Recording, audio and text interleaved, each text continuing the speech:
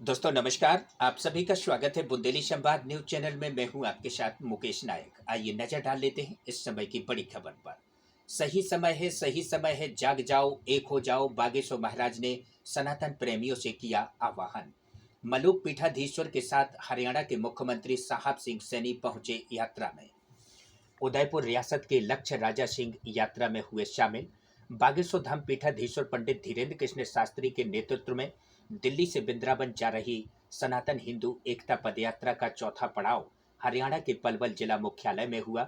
बागेश्वर महाराज ने कहा कि यही वह समय है जब सभी सनातन प्रेमी एक होने के लिए उठ खड़े हों।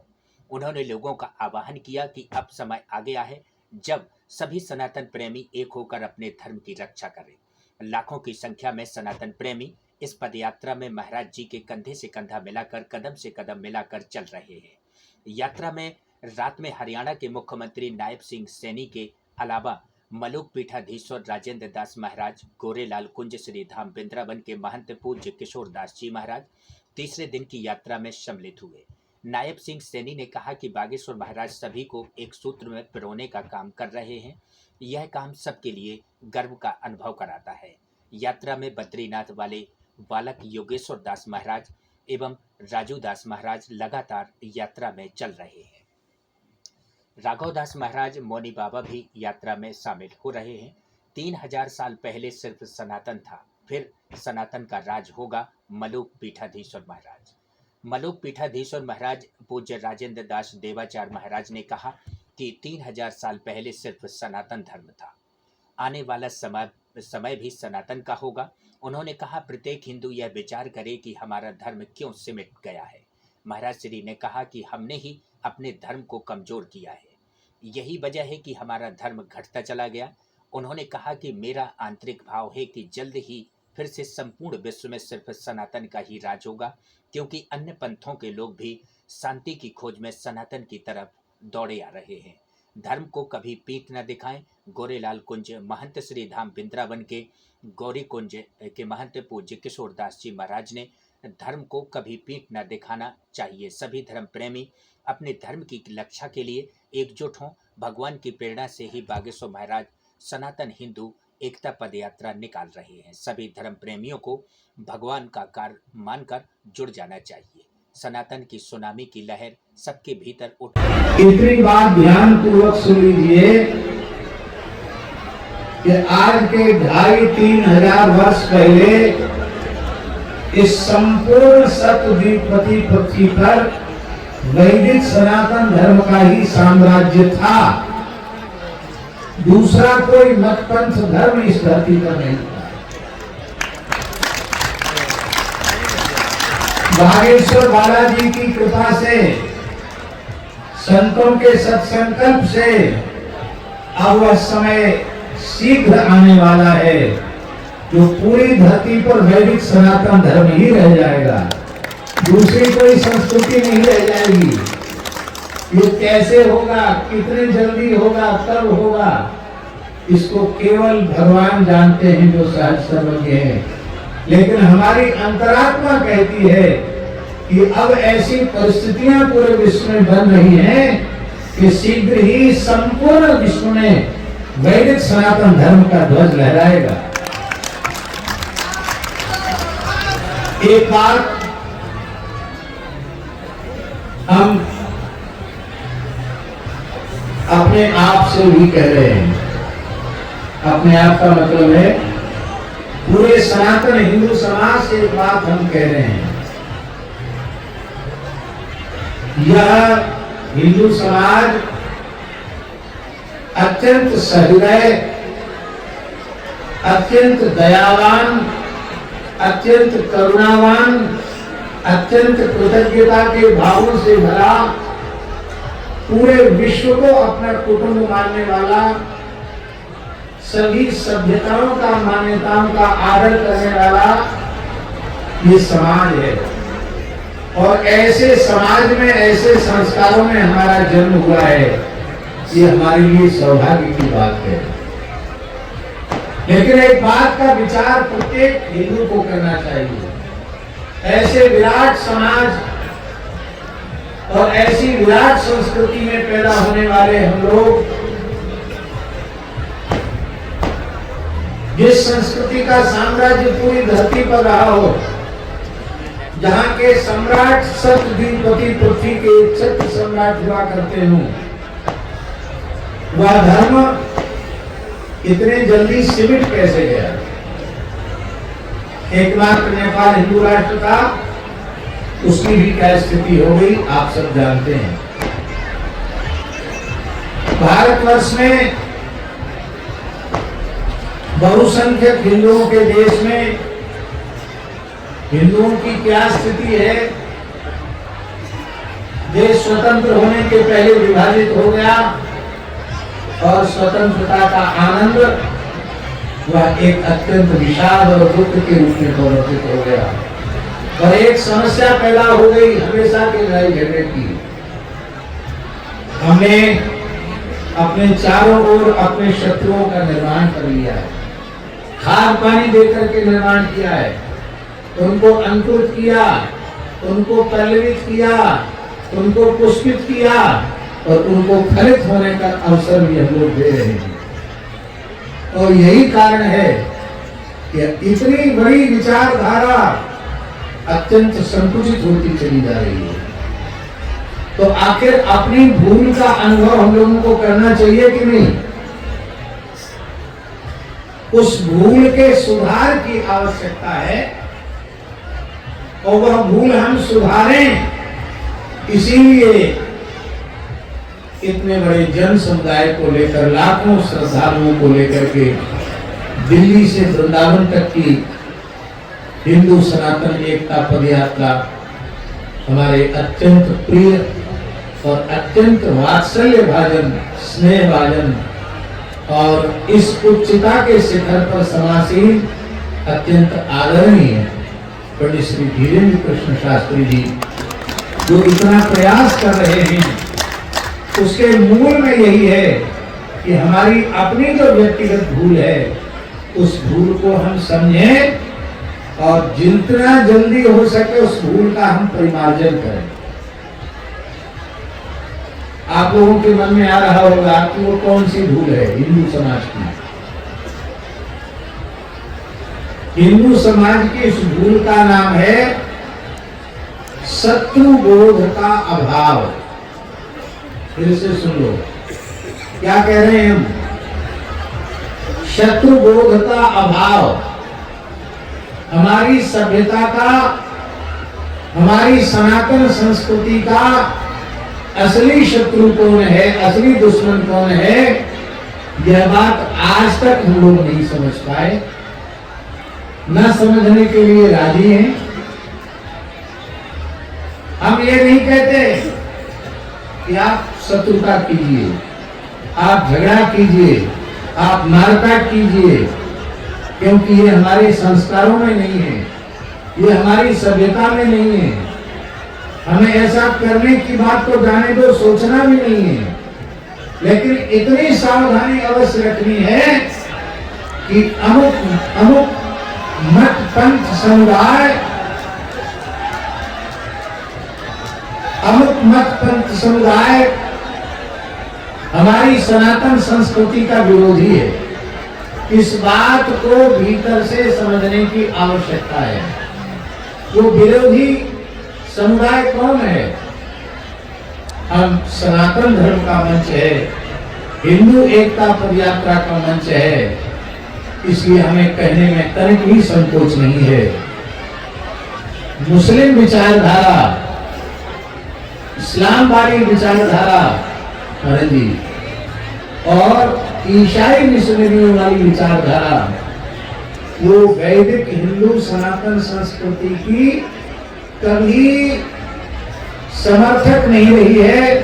इन्होंने सदा सर्वदा से हमें अपना शत्रु माना है और निरंतर अपने मिशन में वो आगे बढ़ते चले जा रहे हैं।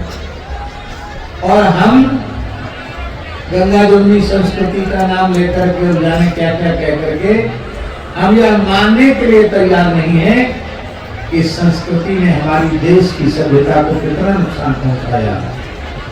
भगवान श्री राम के मंदिर को बनाने में 500 वर्ष का समय लग गया। काशी की स्थिति दिखाई पड़ती है। आज विश्वनाथ जी का गुरुदेव माननीय प्रधानमंत्री जी ने बनाया, उसको देखकर प्रत्येक सनातनी का, भारतीय का हृदय गर्व से फूलता है। किंतु साथ ही उसी स्थान पर एक विवादित इमारत को देख करके मन जलता भी है, हृदय कचोटता भी है कि हमारे प्राचीन विश्वनाथ मंदिर को तोड़कर यह हिंदुओं को नीचा दिखाने के लिए विवादित इमारत बनाई गई। शेख श्री जयदयाल जी डालमिया, श्री भाई हनुमान प्रसाद पोद्दार जी, परम श्रद्धेय स्वामी श्री अखंडानंद सरस्वती जी, श्री सुदर्शन सिंह चक्र जी, श्री प्रोदत्त जी ब्रह्मचारी। पल है जिस पल में कल के लिए इतिहास लिख रहा है, और मैं अपने प्रिय परम आदरणीय बागेश्वर धाम सरकार को कहूंगा कि आप सच में इतिहास रच रहे हैं। ये सच में इतिहास रचने जैसा, ये कोई साधारण चीज नहीं है। और परमात्मा ने, नियति ने आपको चुना है। और मैं समझता हूं कि बहुत सारे लोग के मन में ये भाव है करने लायक ना तो कि हिंदू एक रहे, सबसे सनातनी एक रहे, हम लोग एक रहे। मिल तो रही हो। मैं समझता हूं कि इसकी जीवंत अभिव्यक्ति आज लोग सड़कों पर देख पा रहे हैं। अब तक तमाम यात्राएं दिल्ली आती थी, आज मैं देख रहा हूं कि दिल्ली से यात्रा वृंदावन जाएगी।